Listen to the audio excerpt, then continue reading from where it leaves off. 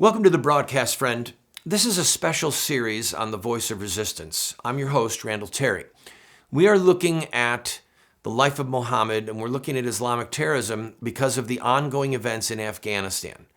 Most Americans, and sadly an awful lot of people in the State Department, have no idea what we're dealing with. This series that we created, What Would Muhammad Do? And the accompanying documentary, a 90-minute documentary called Muhammad in His Own Words. These series were based upon my master's degree research for the military school, Norwich University. I have a master's degree in diplomacy with a concentration in international terrorism.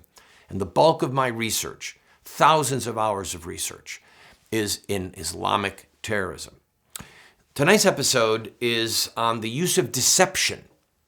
This is very important because we wonder, why do they just seem sometimes to so freely lie? The answer lies with the example that Muhammad gave and with what he taught. So I will begin this episode. Unfortunately, we're going to have to cut it a little bit short at the end because we don't have enough time, but I promise you're going to get the bulk of it. Muhammad and the use of deception.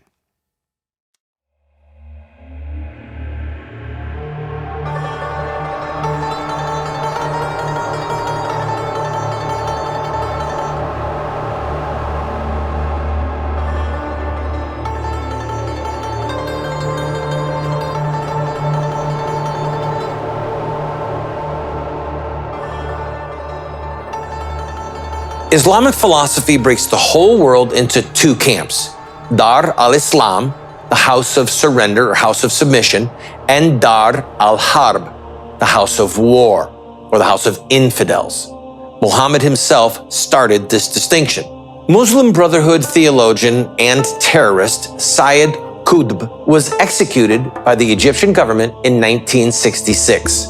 Before his death, he wrote, "The whole world in the eyes of Islam is divided into two. The first is Dar al-Islam, and the second is Dar al-Harb. Dar al-Islam is where the Sharia law of Islam alone is implemented. Dar al-Harb is any land where the infidels' law is dominant." Islamic law, or Sharia law as it's called, is based on the Quran and Muhammad's traditions. Non-Muslim nations are infidels, the house of war, because these nations have not surrendered to Sharia law. Muslims are called to fight the house of war or house of infidels until non-Muslims submit and join the house of surrender by confessing there is no God but Allah and Muhammad is his messenger, and by instituting Sharia law. Muhammad said, "I have been commanded to fight people until they testify that there is no God but Allah and that Muhammad is the messenger of Allah. If they say it, they have saved their blood and possessions from me." After Muhammad conquered most of the Arabian Peninsula, he sent out multiple letters to neighboring rulers, urging them to accept Islam, then threatening them if they did not. Within 100 years of his death, Muslim armies had brutally conquered more square miles than the Roman Empire at its peak. A key weapon in this ongoing war of Islam against the world is deception, or taqiyya. Muhammad taught that for Muslims to deceive non-Muslims is perfectly acceptable if it furthers the cause of Muhammad and Islam. Let's look at some of the uses of deception, starting with the Quran. Deception about the true nature of Muhammad and Islam is present in two key issues in the Quran: its chronology and the practice of abrogation. If you've ever read the Quran, you know it's difficult to read and difficult to understand. One reason is because it's not in chronological order. There's no timeline. The first revelation Muhammad said he got from Gabriel is chapter 96 in the Quran. And the chapter, the spoils, that came right after the Battle of Badr, more than a decade after chapter 96, is placed as chapter 8. Some of the chapters, or surahs as they're called, are not a single so-called revelation. A chapter can have verses from different revelations at different times, and some revelations Muhammad said he got were split up and scattered in various parts of the Quran. It can be confusing. The Quran has 114 chapters. Chapter 1 is short. After that, the longest chapters are at the beginning, and as the chapters go forward, they get shorter. The last 20 chapters average only 7 verses each. The Quran was not written by Muhammad. It was recited by him, dictated, because he was illiterate. He couldn't read and write. Muhammad said of himself and his followers in the Quran, Those who follow the messenger, the prophet who can neither read nor write, believe in Allah and his messenger, the prophet who can neither read nor write, and follow him that happily ye may be led aright. Since the Quran came in just a 20-year span in a pocket of Arabia from the vantage point of one illiterate man, it's parochial and repetitious. It lacks breadth and depth. The chaotic nature of the Quran can be used to deceive and confuse non-Muslims and Muslims alike, especially when coupled with the practice of abrogation. I'll be right back.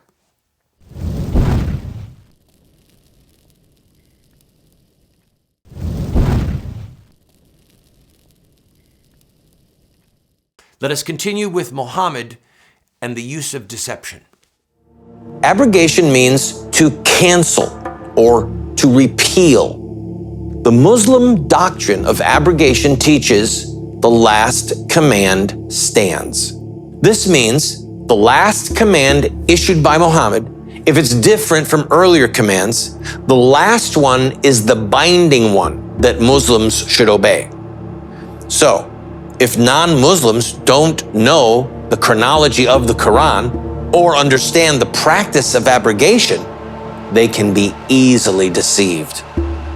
Deceptive Muslim advocates continue to parrot the line, Islam is a religion of peace, and Muhammad was a man of peace. And they assure us that Muslim terrorists have perverted Islam. They'll even quote verses from the Quran. There is no compulsion in religion.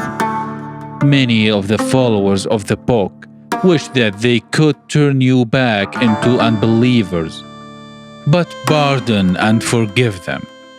But then, Muslim terrorists also quote the Quran. Fight those who do not believe in Allah, nor follow the religion of truth, Islam, out of those who have been given the book, until they pay the tax in acknowledgement of superiority, and they are in a state of subjection, and fight with them until there is no more fitna, disorder, unbelief, and religion should be only for Allah. The questions that Muslim scholars ask is, when did Muhammad get a revelation? When he was in Mecca and peaceful, or in Medina when he was calling his men to violence?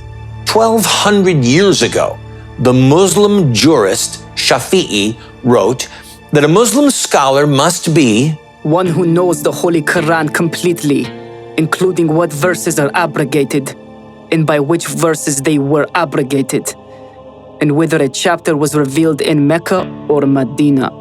Or put another way, was an order from Muhammad before or after the Battle of Badr. The verses after Badr that call for violence cancel the peaceful verses that came before Badr. Muhammad's frequent changes of Quranic revelations caused many people at that time to say that he was fabricating the whole thing and then altering the Quran to suit his needs at the moment, that he was a forger. To rebuff this accusation, Muhammad said he got a revelation in the Quran about abrogation. Nothing of our revelation, even a single verse, do we abrogate or cause to be forgotten, but we bring in place one better or the like therefore. Knowest thou not that Allah is able to do all things?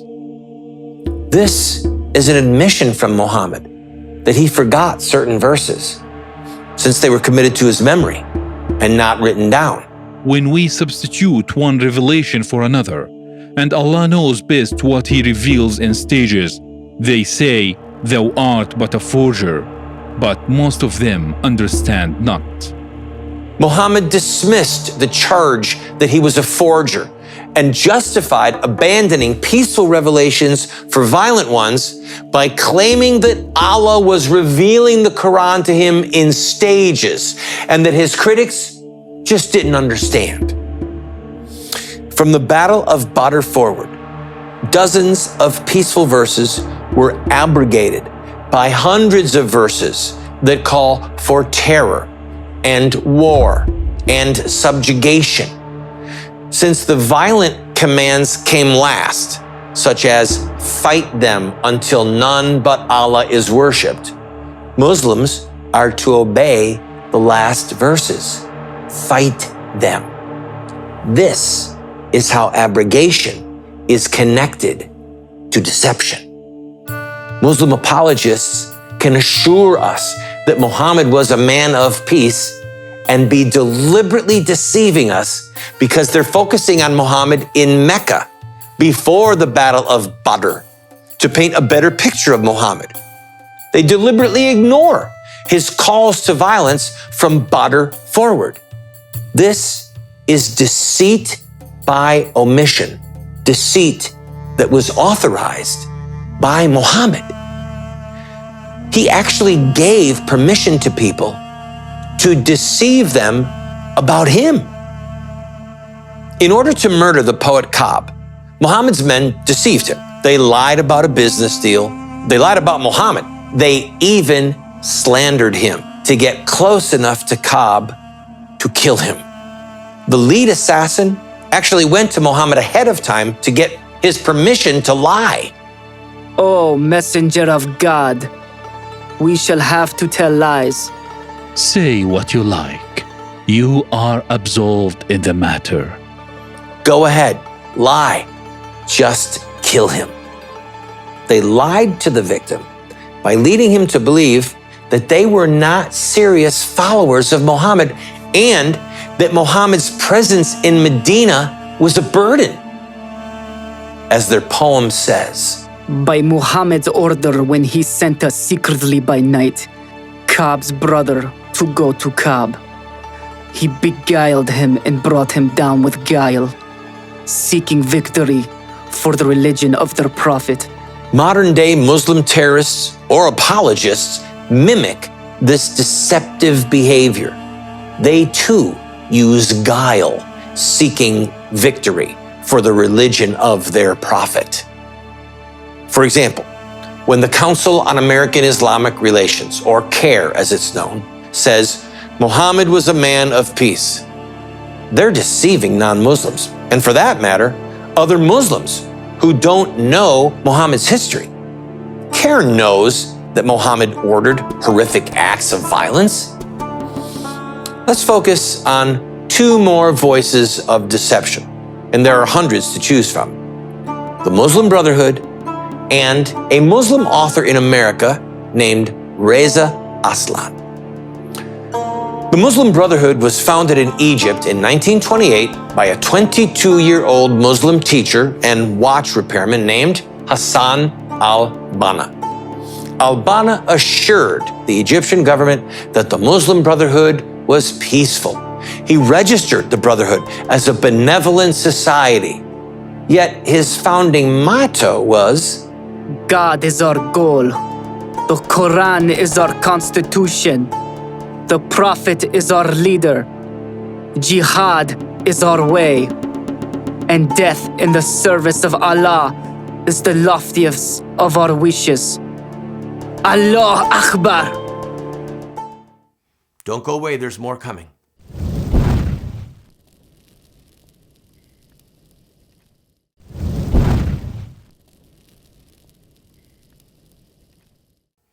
And now we continue with Muhammad and the use of deception. Remember, these words come from the most revered books in Islam. Al-Banna ran for political office on 2 occasions. While Al-Banna publicly claimed loyalty to the government, he built the secret apparatus, a terrorist wing of the Muslim Brotherhood, to fight the Egyptian government, the British, and wherever needed, to violently advance the agenda of Islam. Their goal was and is to restore the Muslim world into one nation under one caliph, one successor of Muhammad. That's the goal of ISIS, Al-Qaeda, Boko Haram, and every other Sunni terrorist group in the world. One Muslim nation under one caliph. The Muslim Brotherhood founder wrote, Jihad is an obligation from Allah on every Muslim and cannot be ignored nor evaded. Allah has ascribed great importance to jihad and has made the reward of the martyrs and the fighters in His way a splendid one. Their pure blood is a symbol of victory in this world and the mark of success and felicity in the world to come. This hypocrisy and deceit could not stay hidden. In 1948, the Egyptian government discovered the Muslim Brotherhood's special apparatus, its involvement in murders, bomb making, and that the Brotherhood was part of the assassination of the leader of Yemen. The government outlawed the Muslim Brotherhood, but it had grown too powerful to be destroyed. They would fight back. Within 2 weeks, a Muslim Brotherhood assassin, dressed as an Egyptian officer, shot and killed the Egyptian prime minister. The founder of the Muslim Brotherhood publicly condemned the prime minister's assassination while he was helping to organize a terrorist wing of the Muslim Brotherhood. This depth of deception is in the very fabric of the Muslim Brotherhood. In recent times, the so-called chief theologian for the Muslim Brotherhood, Yusuf Qaradawi, issued a fatwa. A fatwa is a legal or judicial ruling from a Muslim scholar. In it, he called on Muslims to kill Americans in Iraq. Devout Muslims responded and murdered many Americans, both military and civilian. The murders continue to this day. Then, Qaradawi issued another fatwa, this time live on Al Jazeera TV, calling for the assassination of Libya's leader, Muammar Gaddafi. I now issue a fatwa urging officers and soldiers who can kill Muammar Gaddafi, shoot him down, and relieve the people and the country of this burden. Don't go away, friend. One more segment left.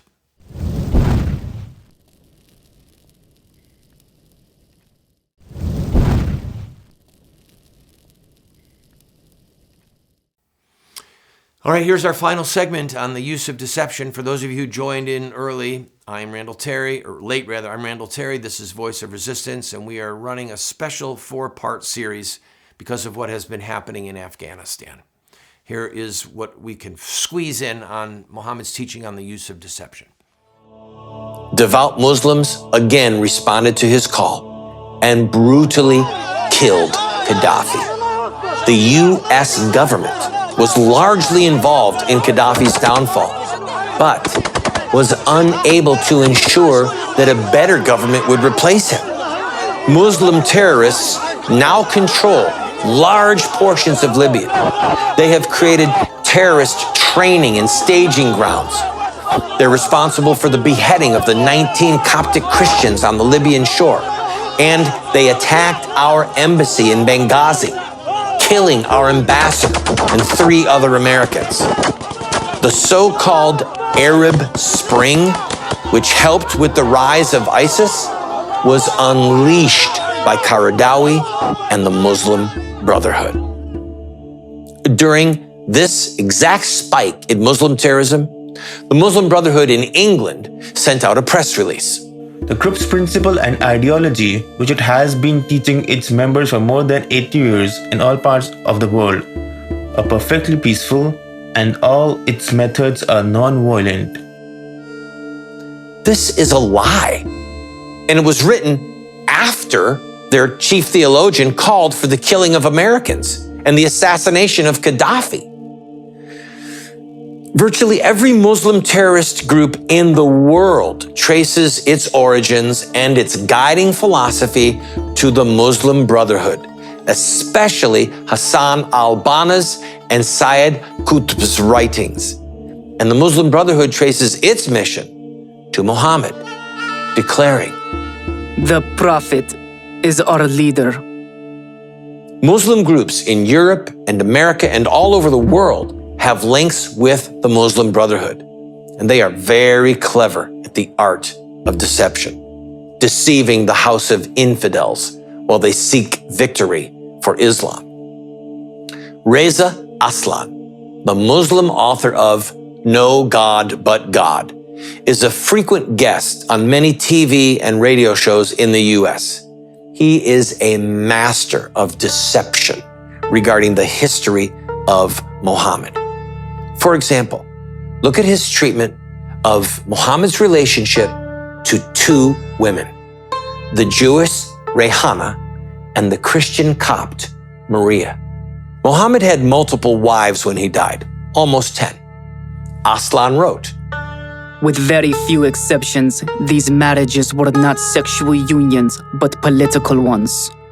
Muhammad's marriage to Rehana, a Jew, linked him with the Jewish tribe of Banu Qurayza, while his marriage to Maria, a Christian and a Copt, created a significant political alliance with the Christian ruler of Egypt. This is a lie. First, these women were not Muhammad's wives. They were his concubines. In Islam, concubine means, especially in Muslim societies, a woman residing in a harem and kept for sexual purposes. Odalisque, a woman slave in a harem. Al-Tabari wrote of these two women. On account of the Messenger of God's slave concubines, they were Maria binti Sham Undarko and Rayana from Banu Qurayza. Al-Tabari was clear. They were not Muhammad's wives. They were his slave concubines. Muhammad kept them for his sexual satisfaction, not to forge political links, as Aslan says. His deception continues. His marriage to Rehana, a Jew, linked him with the Jewish tribe of Banu Qurayza. This is also a lie. The Jewish tribe of Banu Qurayza was extinct. They were massacred at Muhammad's order. Every male who had reached puberty was decapitated. The women and children were distributed among the Muslims as slaves. Then the apostle... I'm sorry that we have to jump in here. You're missing about 4 minutes at the end. Please, please, please, if this matters to you, if you think it's of value for your church, if you think it's of value for a Bible study, a men's group, a civic group, a political group, this 20-part documentary, all the episodes are around 24, 25 minutes. This serial documentary is unlike anything that has ever been produced. I invite you to get all 4 DVDs, 20 episodes. It is a gift of $35. If you cannot afford that, you can order the movie, the documentary. It's 90 minutes called Muhammad in His Own Words. All right, that you can have for a gift of any size, even a penny. And thankfully, people are taking advantage of this. The production costs are done. The duplication costs are done. We want this information out because it could save our own lives. It could save the lives of our servicemen. It could save the lives of friends from other nations. So I urge you, Call the number you see on your screen, 877-851-WORD, and get the movie, Muhammad in His Own Words, for a gift of any size, or get the serial documentary, 4 DVDs, 20 episodes, called What Would Muhammad Do? God bless you.